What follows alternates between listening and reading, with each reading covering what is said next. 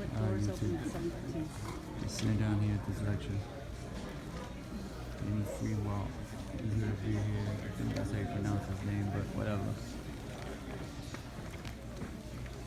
Superheroes, New York, girl. Here we go. So I'm gonna edit this video, put it all together for you guys. So, Star Wars. yeah, that's it, man. I suck at this, but whatever. This is for you guys to take a look. All the local guys, you need to come to this. This is Oh no, he would have said yes. There's some nice boats upstairs. We're showing some golden age boats upstairs. You guys need to really come to this, man. This is something you need to come to. So, as soon as the dude comes out, I'll start that up again, the video. So, alright, man. Later. This is the microphone. This is the handheld. Okay. Thank you. Thank you, Kathleen. Thank you to the Historical Society. What did I just do? I just turned off the... Starting off well. Great. Okay. I seem to have turned off the slides. Beautiful. Oh, there it is. Okay. Thank you, Kathleen. I want to thank the wonderful curators of the exhibition, Nina Nacional and Deborah Bach. Thanks to Mike Carbonero and Zurich of Big Apple and Midtown Comics and everyone else who sponsored and has shown up. So here's the story. New York. It's so nice they named it twice, New York, New York. But there are 1,000 New Yorks in fantasy and reality. And if we live here, we know that it's really weird to live in a place that is the object of people's dreams and imagination and hopes and hates and fears. One of those presidential candidates, what the hell his name, had some words, choice words about New York the other day. That was, you can read the code on that any way you like. So, New York is where the dreams and hopes and fantasies came together in one particular incarnation as a superhero. So I'm going to take us through some of how the superhero came to be and spots in New York associated with superheroes in comics, movies, TV. So hence the title, Superhero New York, Real and Imaginary. Here we go. Let's see if I can turn the machine off again. Oh, look at that. You all remember the 1939 World's Fair, right? What was your favorite exhibit there? Anyway, the New York 39 World's Fair.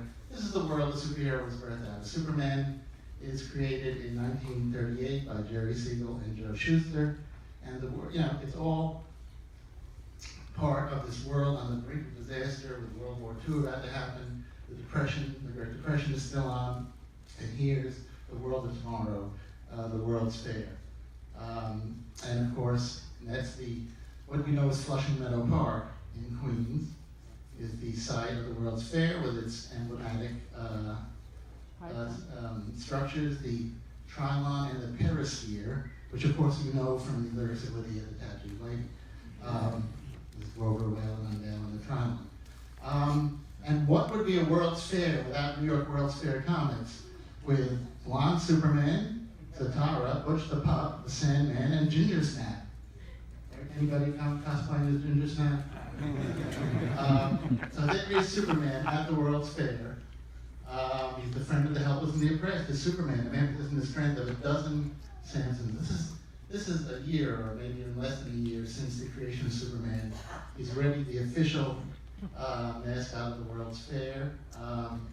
And the next year, World's Fair Comics, which later became World's Finest Comics, those of you who know your comics title, where Superman, Batman, and Robin teamed up. And on July 3rd, 1940, it was Superman Day at the World's Fair. There were athletic contests for boys and girls. Well, Superman Day every day. in my house too. This is at the World's Fair. Frank Buck was there in person, Charles Atlas, and Superman, which he indeed was. Superman played by an actor named Ray Middleton. He wasn't all that brawny or bulky, so they kept him high on a perch on a pedestal. But it was 1940, what do you want? Also there, Jerry Siegel was there in person, the writer who created Superman with Joe Shuster. Also in attendance was Harry Donenfeld, the publisher of DC, what came to be called DC Comics. That's Harry on the Elephant. And in the lower right is Jack Leibowitz, who was basically his partner in DC. These were the two guys who ran everything, made all the deals, and they were at the fair.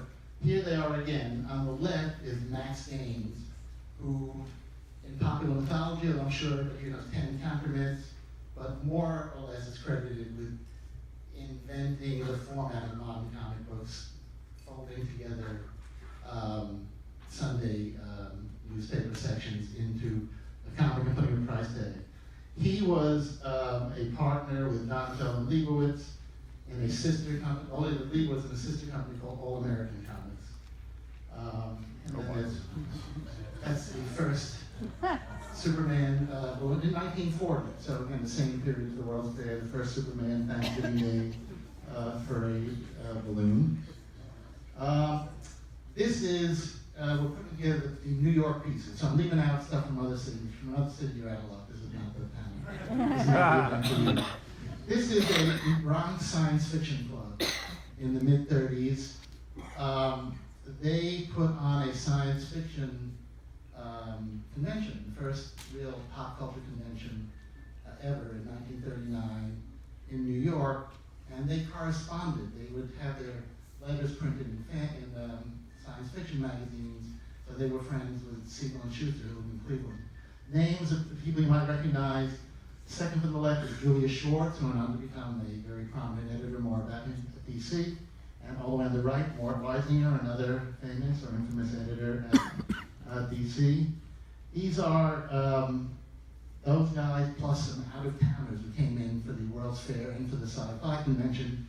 So Schwartz, second from the left, Weisinger, the tall guy in the middle, lower right is Ray Bradbury. Needless to say, because it's New York, because it's pop culture fans, there was a rival convention. They splintered off from each other. One convention banned the other guys. So business as usual in New York. The Lower East Side, the melting pot, all the, your basic Godfather trilogy of immigrants, the Jews, Italians, and Irish showed up here somewhere. Jack Kirby, who we'll hear more, will be a through line to this evening, drew it for a story he did called Street Code. That was autobiographical in nature. Jack grew up on the house still water under control. Jack was a product, and these movies that all these comic creators and comics founders would see, this was the movies they were seeing. Movies like Dead End with Humphrey Bogart and the Dead End Kids. Dead End Kids are kind of the Hollywood version of newsboys and street kids and juvenile delinquents. Here's another still. Bogart comes back to the old neighborhood, which is basically Sutton Place in the movie Dead End. It was the beginning of luxury high-rises built right next to slum ghettos. So Bogart comes back, and these are the Dead End Kids: Hunt Hall, Leo Gorcey, Gabe Dell. These are kind of the same, similar backgrounds, fictionalized, of Kirby and Bob Kane and many of the other creators of the superheroes. These are some actual news. These I don't know if any of them grew up to be comic artists, but they were, these were tough kids. Being in news, people got killed over the best news spot. This was serious business. Will Eisner, who we're hearing about, who created something called The Spirit, and also was instrumental in the modern graphic novel, worked as a news dealer. This is his version of what life was like as a newsie: violent, abusive, dangerous, and fun. Again, the films of the time, the look and feel of New York was depicted in Citizen Kane. Orson Welles' vision of a New York newspaper, and what, all the angles and the shadowing. These again fed the mind. There was no TV, there was no internet, God forbid. they would see movies, all these artists would see as kids, like everybody would see these movies over and over, but they absorbed it in a way. The glamour of Fred Astaire and Ginger Rogers dancing with the lights of New York in the background, right? That's the vision of New York that came through movies, that these guys who were living, right, having to, they come, Kirby especially would come from a staff. They also created Captain America, which was a huge seller. It came out a year before Pearl Harbor, clearly advocating for America going involved in the war. What I love most about this cover, I've only just noticed it recently, is the label on the television, and it's a television. Nobody had ever seen such a thing in 1940. Television. These comic guys are hip. 147 Essex Street, the birthplace of Jack Kirby, still standing. You can applaud.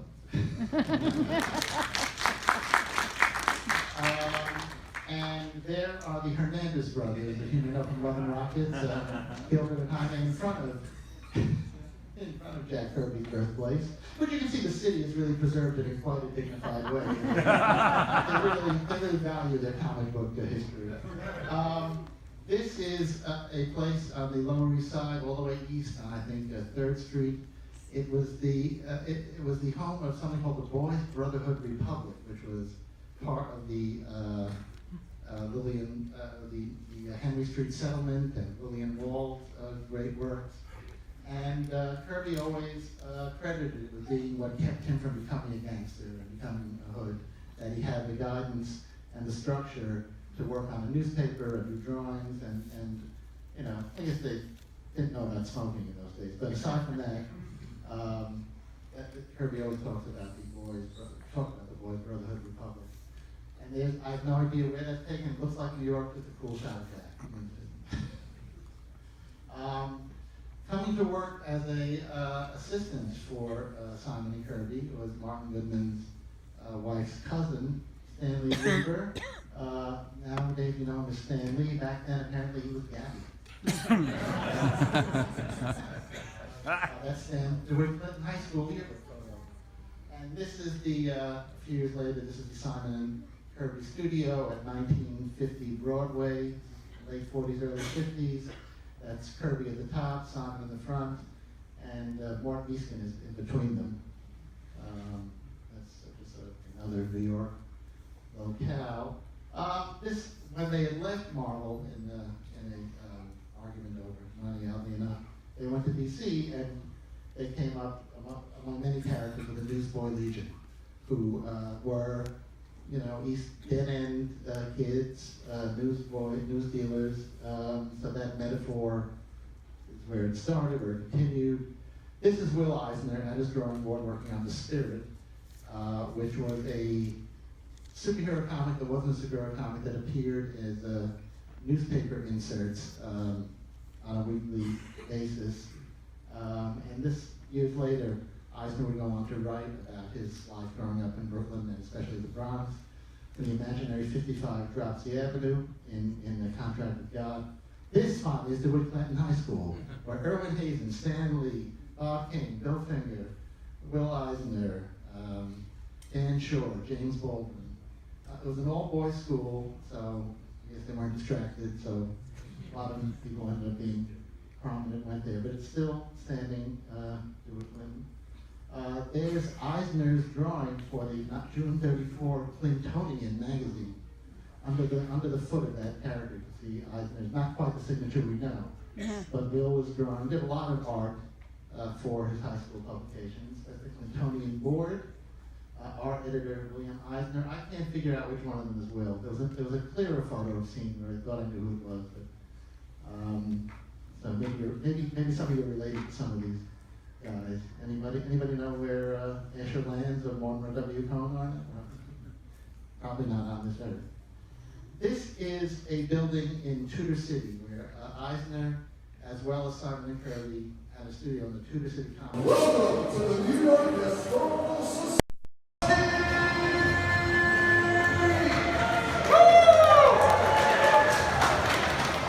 Today, we celebrate a unique American art form known as the comic book and a genre unique to this art form known as the superhero.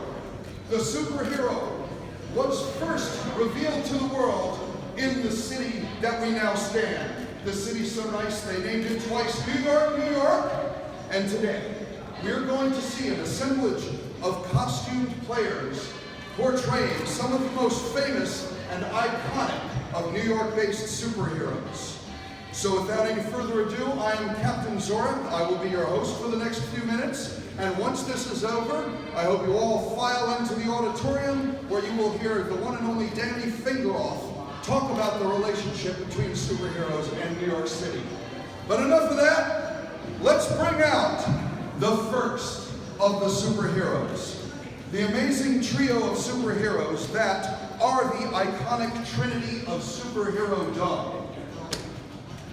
DC Comics refers to them as the Trinity. The religious references are not accidental. And we have Superman, strange visitor from another world, able to change the course of mighty rivers. We have the Dark Knight Detective, Batman, and Wonder Woman from Amazon. These three characters represent 3 points in the trinity of superhero powers and iconography.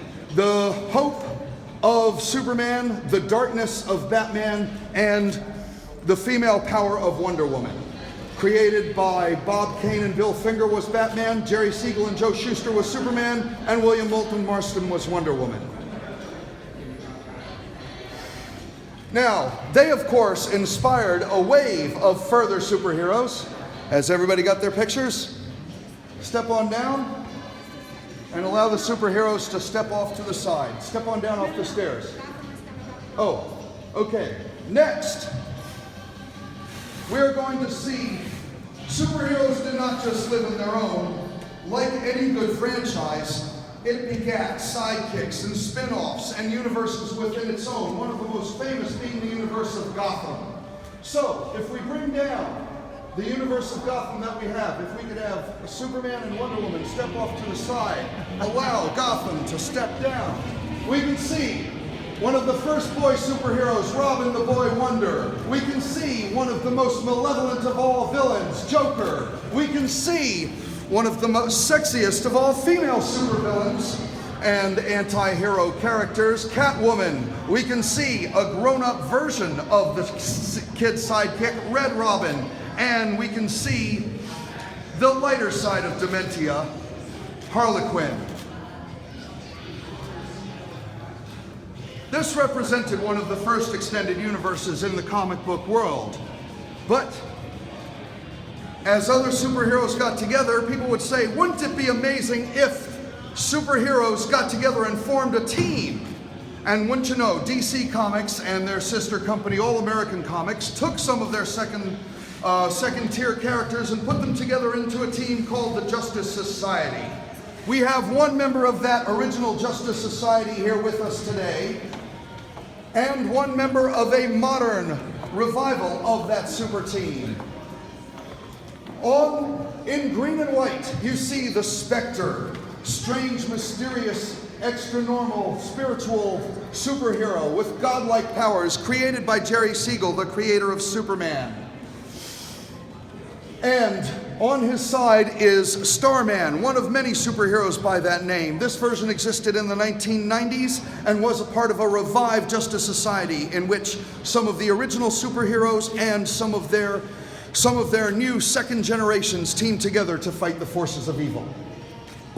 Starman and the Spectre, two cosmic superheroes at opposite ends of the spiritual and superhero history spectrum. Let's give them a round of applause, folks.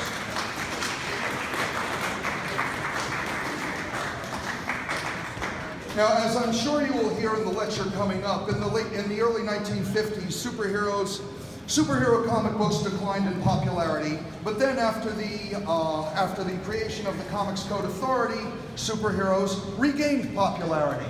And when And in the attempt to form a new team book, it was thought, let's bring back a superhero team. But the term society had communistic overtones, and in the 1950s that wasn't good. So they called them the Justice League of America.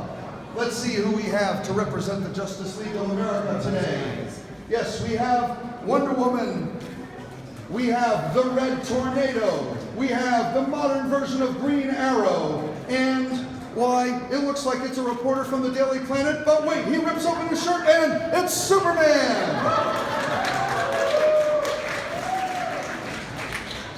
Now, Wonder Woman did exist in the Golden Age. In the Silver Age of Heroes, she was rebooted, and that is what we see here. There was a Red Tornado in the Golden Age. Ma Hunkel, a housewife who put a pot on her head and fought crime in red long johns. In the Silver Age, he was reimagined as an android. And as we see, the modern Green Arrow, formerly a millionaire playboy, much in the style of Bruce Wayne, he has now become a dark avenger of the streets. And in the Silver Age, as it moved into the 1970s, Clark Kent moved from working at the Daily Planet to working at WGBS as a TV newscaster. Let's give them a round of applause for the Justice League of America.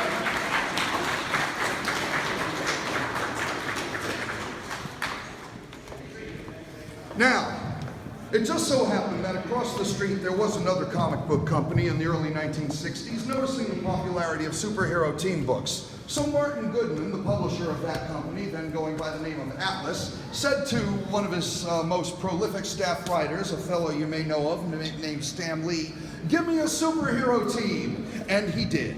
And that team became the first superheroes of the comic book company that would then become to be named Marvel Comics. And who do we have from Marvel Comics today, Johnny?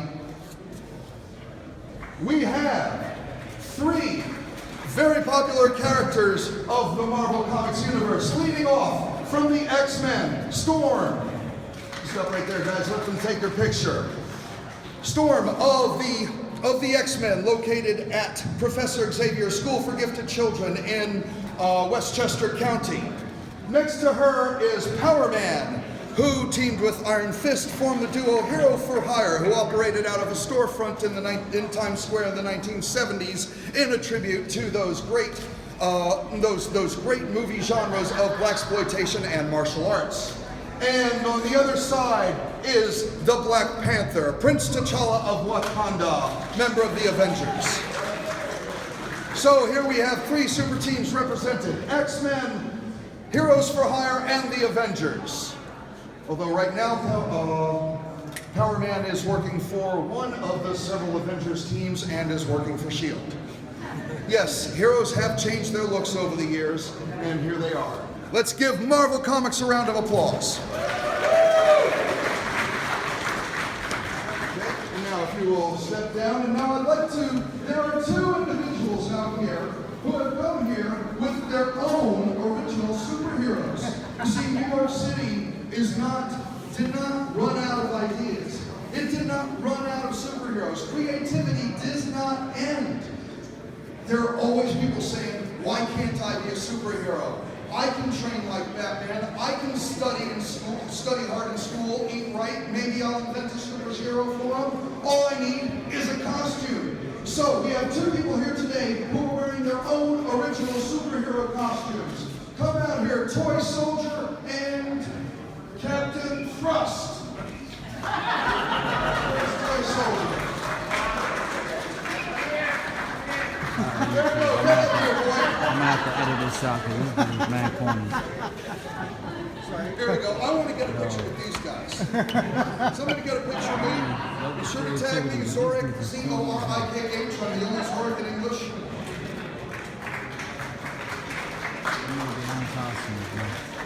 All right. There we go. So, that is our parade for today. The doors for the... You guys really need to come to the Historical Society everybody in New York, man, look. Come to this. It's here until February 21st. You gotta come check it out. It's free. You don't have to pay. There you go. New York Historical Society. It's the address. That's the website. This is what they got. They got a lot of cool stuff in here, man. Oh, actually, I think you gotta pay. Sorry, but tonight is like a free event. But it's not that bad. The price. They got really cool stuff here, man. Official.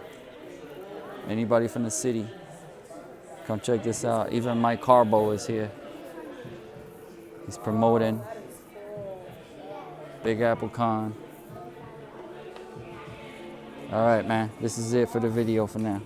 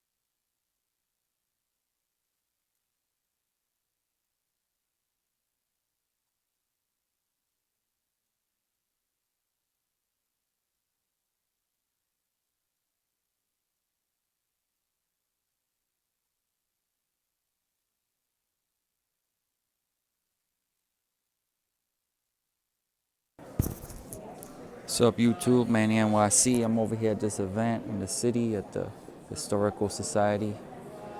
They have this superhero event going on right now. Just, make this video, upload it. Batmobile 66. There you go. The inside.